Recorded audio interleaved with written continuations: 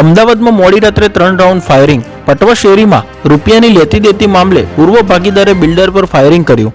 Builder અને રાહદારી ઇજાગ્રસ્ત.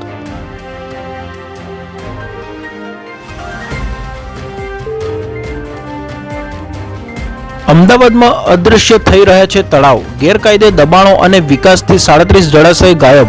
એનજીટીએ કલેક્ટરને પત્ર લખી જવાબ માંગ્યો.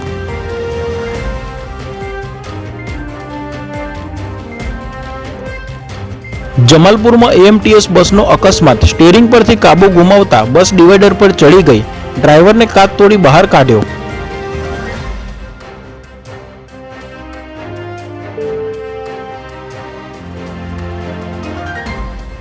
વ્યાજખોરોનો ત્રાસ.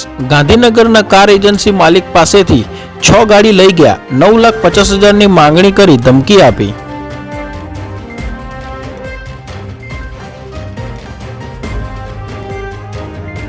કલોલમાં એરફોર્સની દિવાલ સાથે કાર અકસ્માત. કાર ચાલક સામે સાંતેજ પોલીસ સ્ટેશનમાં ફરિયાદ નોંધાઈ.